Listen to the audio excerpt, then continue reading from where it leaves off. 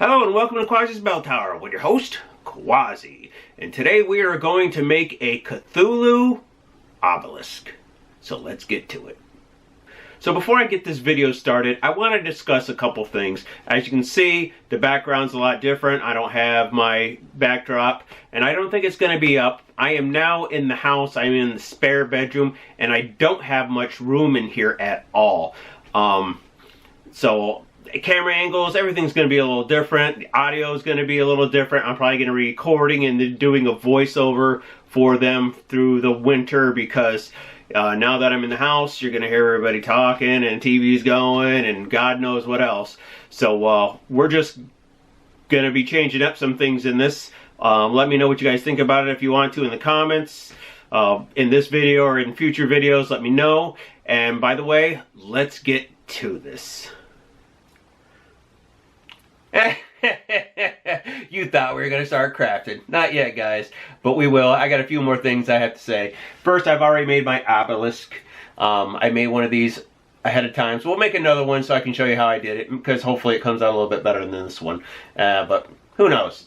And then if you've seen my Facebook page, or if you know of my Facebook page, which is Quassi's Bell Tower, you also know that I've already made the Cthulhu skull that I made that's going to go on top of that obelisk. But there's that, in case you guys want to see it up and close and personal. If you would like to see me make this, I need 100 likes on this video, and then I will. But anyways, guys, I'm going to change this camera angle real quick, and then I will show you how I did this. First things first, I'm using a piece of 2-inch thick XPS foam. I got this at Lowe's a few years ago. I still have quite a bit of it, even though I don't use it very often. Here you can see me changing the angle for my top cuts for the foam. The angle is at 15 degrees, give or take. I still didn't know exactly how far away the foam should be away from the wire. I put it about 1 inch to 1.25 inches away from the wire. So you can see I accidentally burned my finger on the wire, not thinking of where the wire was when I pushed the foam through.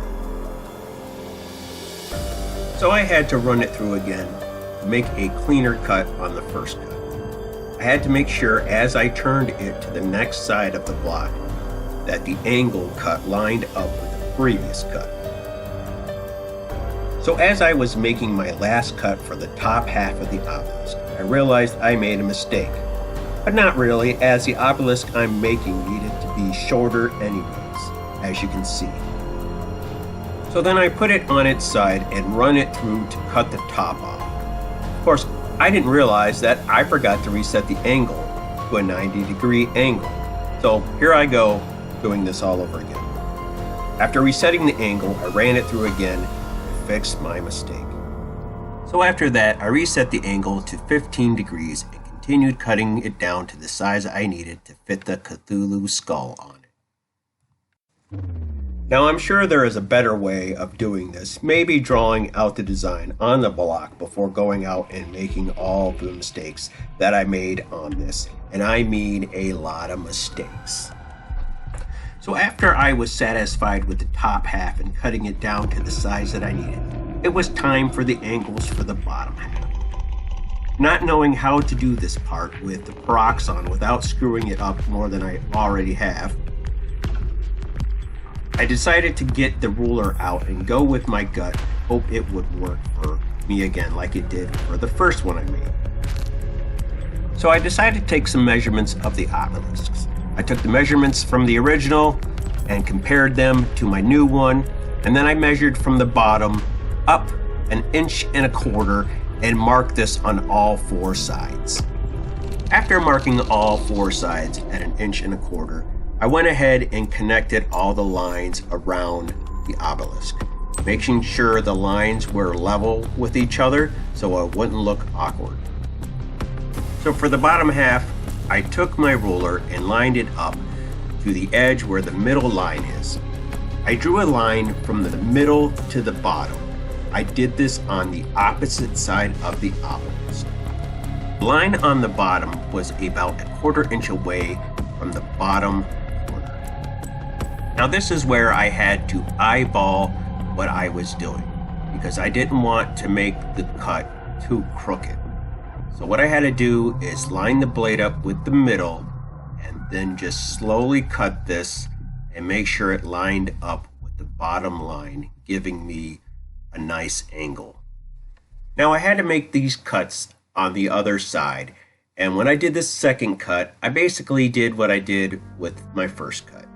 But by the time I got to my third and fourth cut, I just said, whatever, let's just eyeball it and make it look as good as it can. And honestly, it came out pretty good. I will admit, my last two cuts weren't the greatest, but it worked really good, and as you can tell, it looks a lot better than my original, which can't even stand up on its own. Next, I had to make the base for this. The base is 1/4 inch thick and roughly under 2 inches on all four sides. Then I take the base and I make a mark 1/4 inch from each corner, and there is a total of 8 marks, 2 on each corner. Then I take my X-Acto knife, and where I made the marks, I make a diagonal cut and cut each corner off. It's about a 45-degree angle roughly. Then after that, I make a line from the marks I just made from the inside and make a line from the top corner to the bottom corner and do that all the way around on all four sides. After I've made my lines on each side of the square, I take a pencil to widen the line. I make some additional lines in between them to make them look like small sections where I will put symbols in them. When making these lines, make sure that you extend them to the sides to give it a more realistic look. After I was done making the base, it was time to work on the symbols. Now I went online and did some search for some Cthulhu symbols and found ones that I liked. So I used that as a guide and a reference for designs I was doing. So to engrave the Cthulhu ruins into the foam, I use my ultra-fine point tip Sharpie because it is the best for this project when engraving fine detailed fonts into your foam. I only carve the ruins on the outside edge of the base, and then I move on to the obelisk, which I have to do detail on that all the way around on all sides, which is a total of 8 sections on the obelisk. I will admit it did take me some time to carve all the ruins into the obelisk, so I'm only going to spare you with me carving one side and moving on with the rest of the video. So here's the obelisk, complete with all the Cthulhu ruins in it. I did add some lines on it for detail because I wasn't sure what to do because it looked like it had some empty space. And then here it is, complete with the base.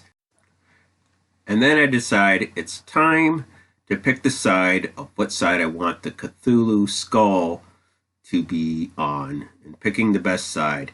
And as I put it on, of course, you see me drop it. And then when I go to put it on, I realize that something's not right. I had just broken one of the tentacles to the Cthulhu skull, which I will just go ahead and super glue this back on and put it in its place. So as I was super gluing this, I realized, one, I did not like my super glue because it seemed like it was drying out and it was getting like really tacky, almost stretchy like. So after I glued it on, I decided, you know what, I don't like the way this looks, and decided to take it off and put it on what they call, I think it's a handyman tool or something. It's basically got little clips on it, and it's got a mirror.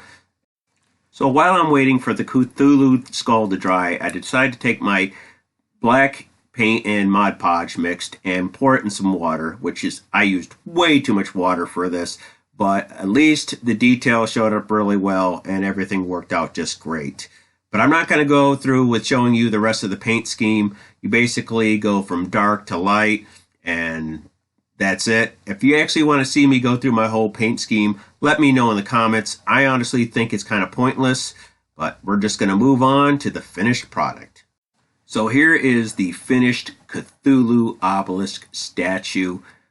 Now, if I had to make any changes to this, I probably would have used some lighter colors because it all looks about the same. Even though it's a statue, it's going to be basically the same color anyways, but I probably should have put some more whites and some lighter colors in it.